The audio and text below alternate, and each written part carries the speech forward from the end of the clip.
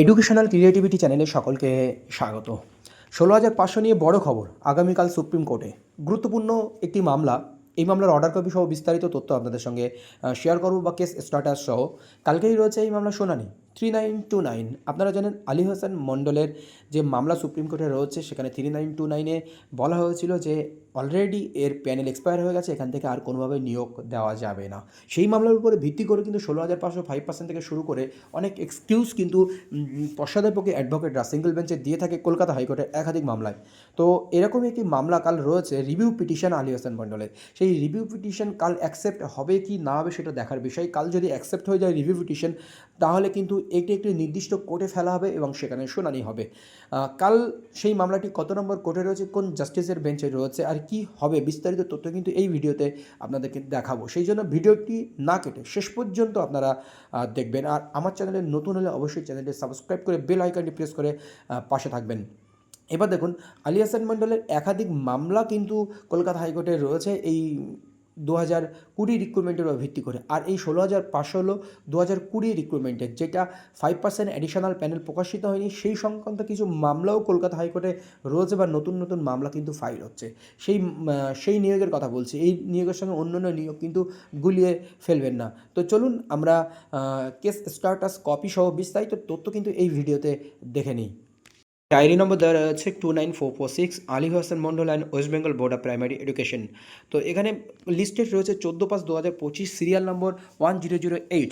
এবার 1008 1008-এ রয়েছে। তো এই মামলার শুনানি হবে কি না হবে সেটাও কিন্তু পরের কপিটা দেখলে আমরা বুঝতে পারবো। Honourable justice M M Sundaresh and honourable justice Prashant Kumar মিশ্রর বেঞ্চে রয়েছে। এই মামলাটি civil case 14/5/2025, computer generated date আপনারা রয়েছে Ali Hasan Mondal and West Bengal board of primary education, পিটিশনের অ্যাডভোকেট বিক্রম সিং বৈশ্য। তো এখানে দেখতে পাচ্ছেন কত নম্বর কোর্টের রয়েছে সেটা কিন্তু দেওয়া নেই, আর কোর্ট নাম্বারের কথা উল্লেখ করা নেই। আর মানে ব্যাপারটা কী কিন্তু পরবর্তী আপডেট বা পরবর্তী কপিটি না দেখলে আপনারা বুঝতে পারবেন না। এই মামলার সঙ্গে অনেকগুলো মামলা কিন্তু ট্যাগ হয়ে রয়েছে বা অনেকগুলো মামলা কিন্তু সিমিলার ম্যাটারের মামলা, যেগুলো ওয়েস্ট বেঙ্গল থেকে মামলা। তো চলুন আমরা সেটি দেখে নিই। আমরা সরাসরি ওই পেজে চলে যাব যেই পেজে এই মামলাটি রয়েছে। সেই পেজ থেকে আমরা যদি ভিজিট করি সেখানে কী রয়েছে আমরা বিস্তারিত বুঝতে পারবো। দেখুন, এখানে 1008 ডায়েরি নম্বর আলী হাসান মণ্ডল। তো এখানে দেখুন অনেকগুলো মামলাই কিন্তু লিস্টে রয়েছে। এর সঙ্গে প্রায় 3, 4, 5, 6, 7, 8, 9 9টি মামলা কিন্তু এখানে ট্যাগ হয়ে রয়েছে।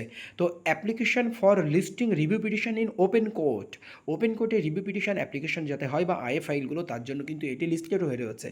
তো এখানে দেখুন ডেইলি কজ লিস্টে 14/5/2025, honourable justice M M Sundaresh, honourable mister justice Prashant Kumar মিশ্রের বেঞ্চে versus West Bengal board of primary education. তো এখানে এখানে আলী হাসান মণ্ডলের সঙ্গে সঙ্গে আরও কানেক্টেড যে আই ফাইল রয়েছে বা যে সমস্ত ফাইলগুলো রয়েছে সেই সমস্ত ম্যাটারগুলো এখানে রয়েছে। আর তাছাড়া সবচেয়ে শেষে আমরা যদি চলে আসি দেখবেন application for listing review petition in open court. তো দেখুন আরেকটা জিনিস বলে দিই, এখানে কোর্ট নাম্বার কিন্তু এখানে দেওয়া নেই। তাহলে কোথায় কত নম্বর কোর্টে হিয়ারিং হবে?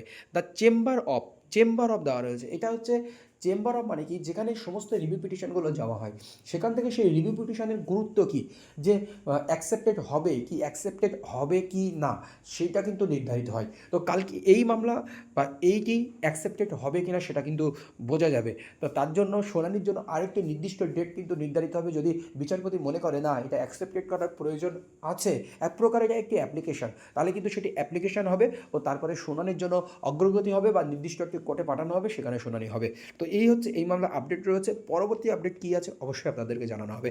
ধন্যবাদ।